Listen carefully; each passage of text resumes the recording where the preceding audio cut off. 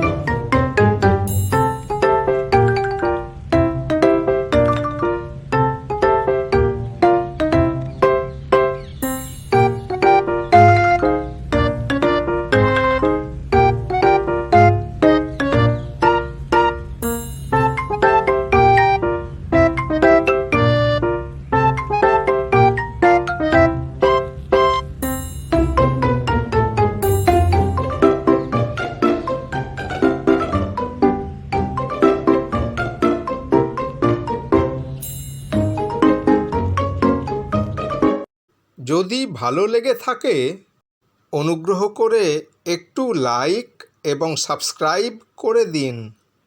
ধন্যবাদ। আবার দেখা হবে।